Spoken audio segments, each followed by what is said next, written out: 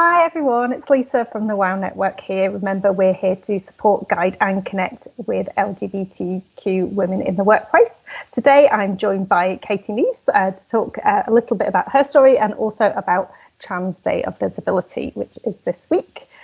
Nice to see you, Katie. How are you today? Hi Lisa, lovely to see you. I'm fine, thank you.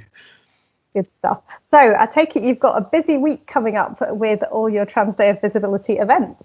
I have, yeah. It's crazy actually. Yeah, it's like everybody wants you on that day, but then it's like it's expanded to the whole week now. So I've got lots of stuff. I'm fully booked on Transgender Day of Visibility.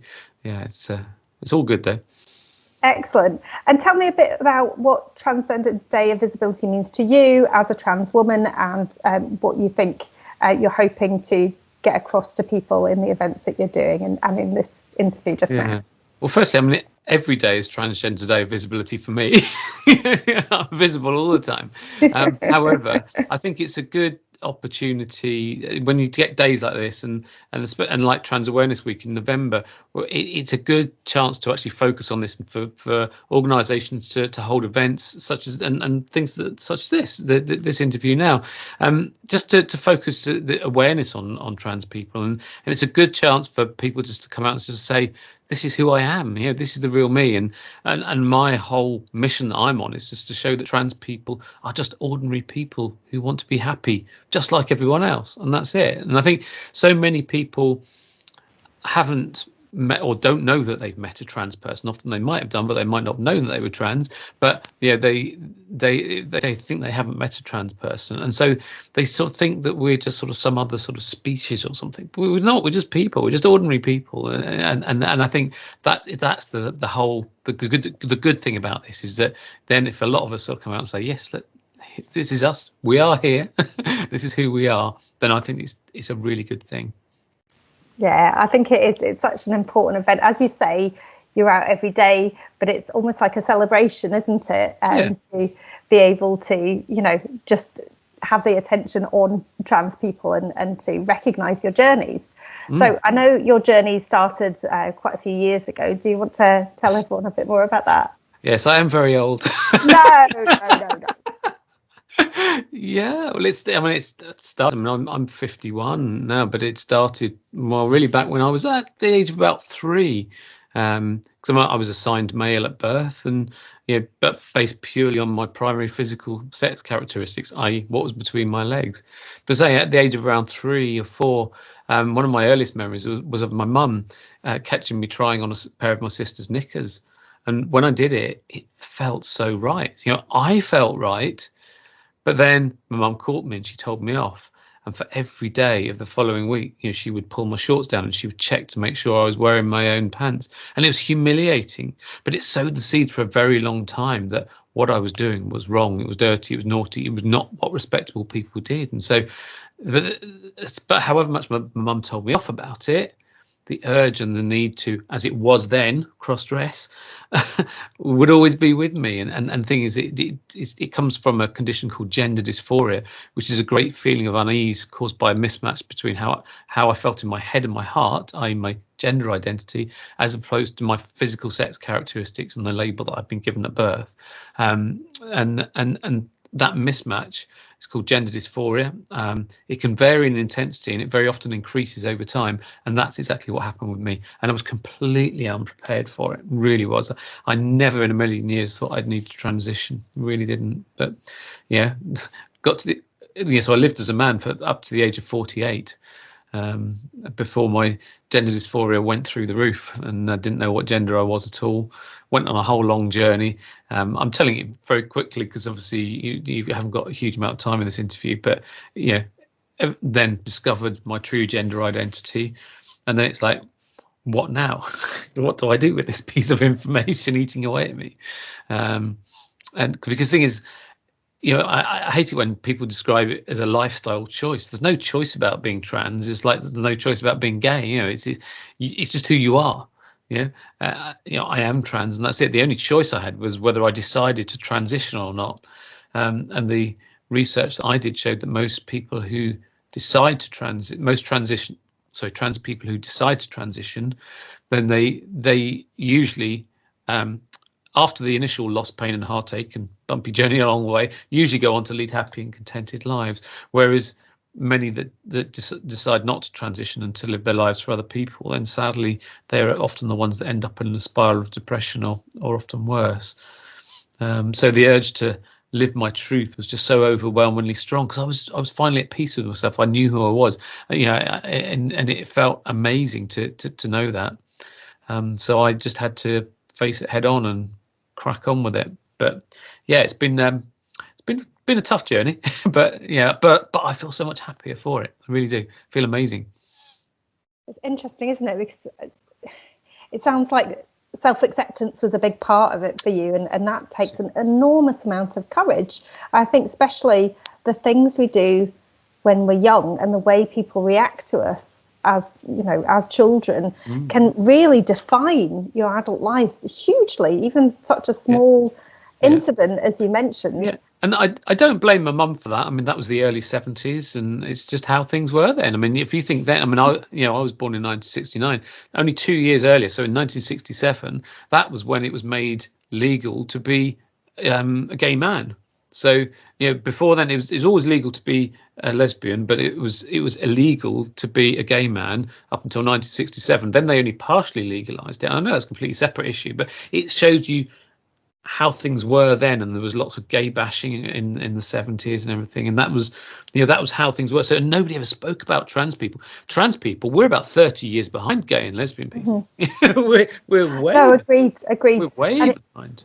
Yeah, it's really interesting that you mention legalizing things, because I definitely see a correlation between legalizing and sort of people coming around to the idea and having more conversations around. So when gay male sex was legalized, and then when the age was reduced, and when we had civil partnerships and then marriage, it brought those conversations to up to the surface. Obviously now there's a lot of stuff around GRA. I'm sure it means that you're having a lot more conversations around that as well. What are your sort of thoughts and feelings around that? There's a lot of misinformation around. Let's just be very, very clear. Huge amount of misinformation. Yeah, I mean, the last 3 years with the consultation on the reform of the Gender Recognition Act 2004 have been horrific, and it's stirred up so much hate. And there are lots of anti-trans hate groups that are out there, and they're very well organized and they're very well funded, and they've got friends in very high places, and they are doing a lot of damage to the trans community. They really are. And particularly in the last year, we were under a severe threat of having a lot of our rights being taken away, and it was a very, very, very severe threat, and it could have easily have happened, but we fought back. And although we didn't manage to make any progress with the reform of the Gender Recognition Act, all they managed to do was just make getting a gender recognition certificate a bit cheaper, and they're putting the application online instead of it being paper. Well, big deal. We actually haven't made any progress, but we actually just held off the rollback of our rights. But they are still under threat. A lot of the anti-trans lobby are lobbying for trans. It's aimed at trans women. Let's face it. They want to stop. 100%. They want to stop trans women from using female-only spaces because they don't see us as women. So basically, they would want me to use the gents' toilets. How do you think I'd get on using the gents' toilets? I know. Yeah. I find it ludicrous. Many of my friends, I'm very proud to say many of my friends are trans women, and they are trans women. They are not men. Women. I'm very glad to go to the loo with them. Exactly. When we're not in COVID, of course. Well, we're not a threat to anyone. We just want a wee in safety, the same as you do. That's it. That is all it is.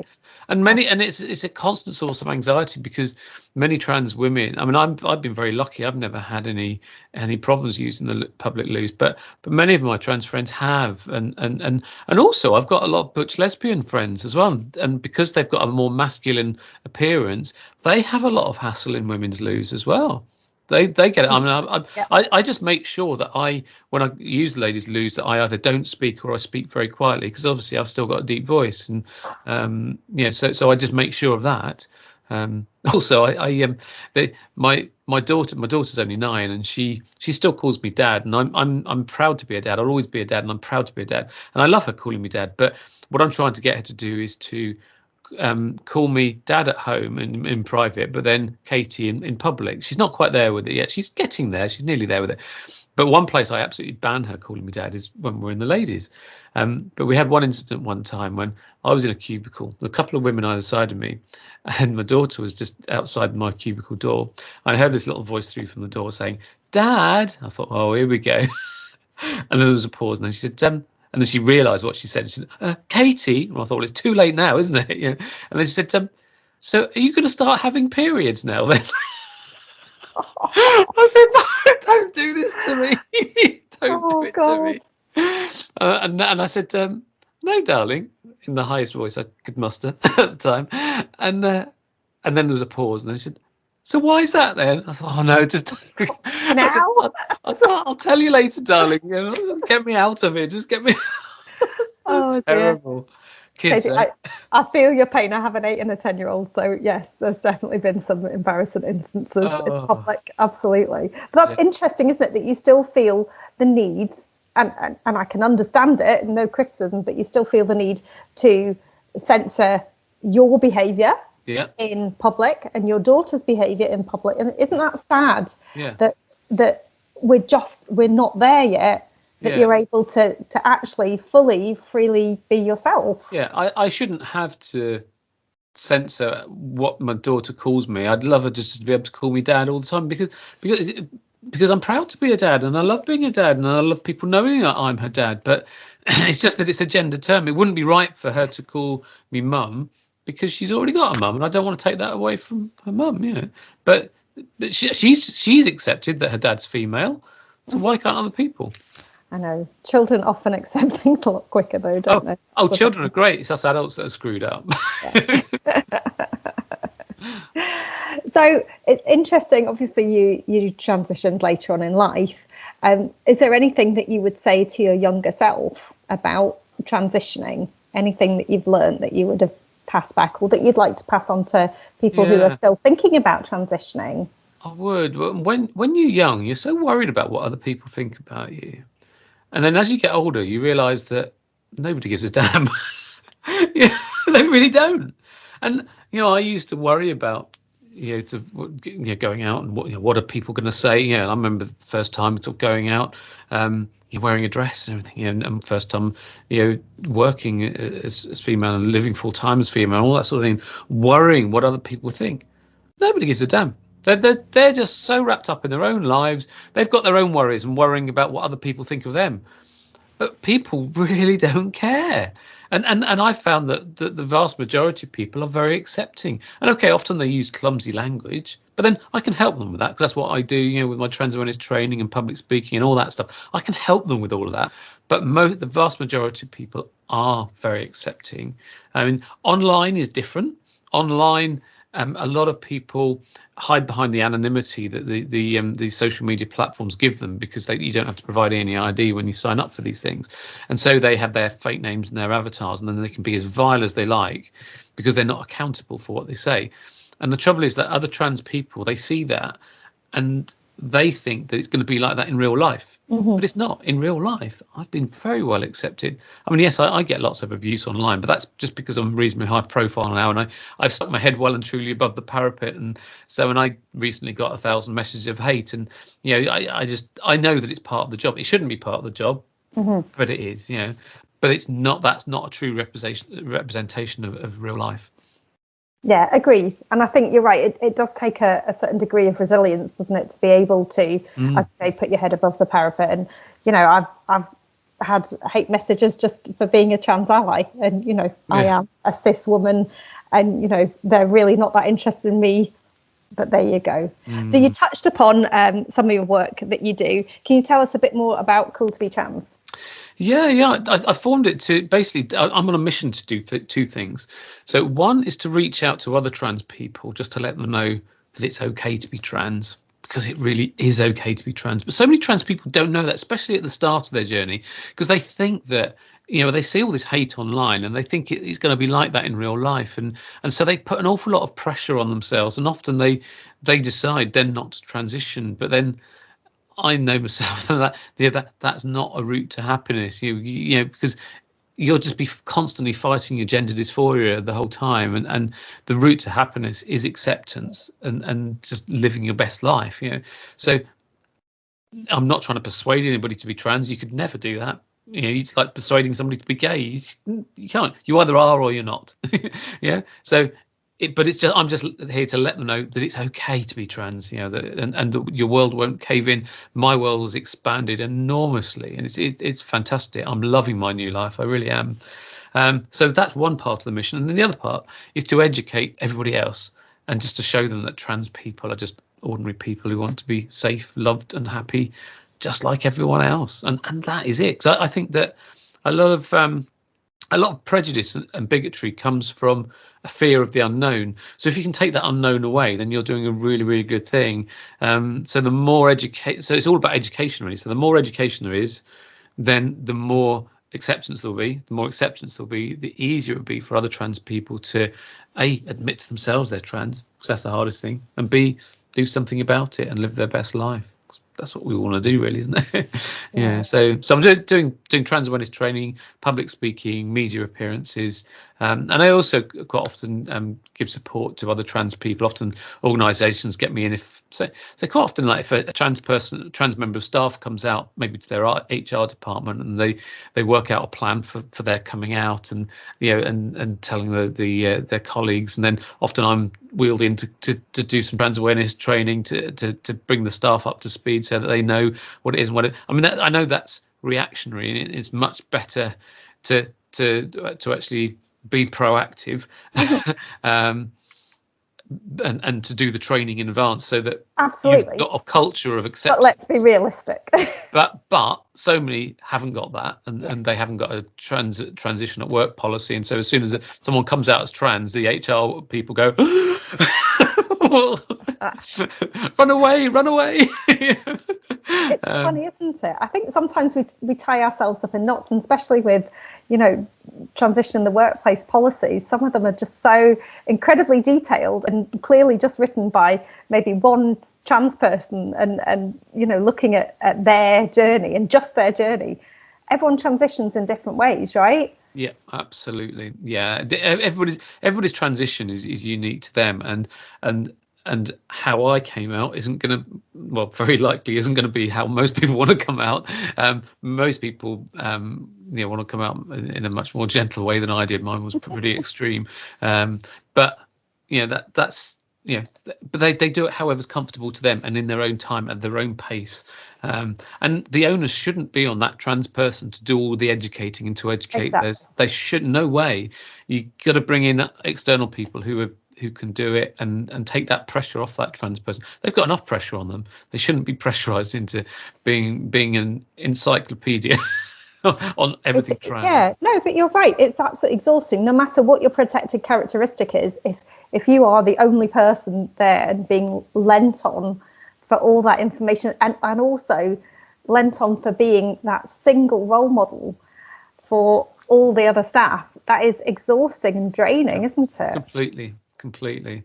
Yeah. And I mean obviously this is what I do for a living, but it is, every time I tell my story and do it, it is draining, and you're giving an awful lot of yourself, so you're doing it the whole time. But I'm used to doing it, and this is what I do, so that's absolutely fine. And that thing is, I've got a certain amount of resilience, so I can put up with all sorts of abuse, and I can handle it, and I can handle hecklers, and the thing is that because people can see that, I don't often get picked on, because they've realised bullies don't pick on people who are strong, mm-hmm. or perceived to be strong. They pick on the weakest. They go for the easy targets, don't they?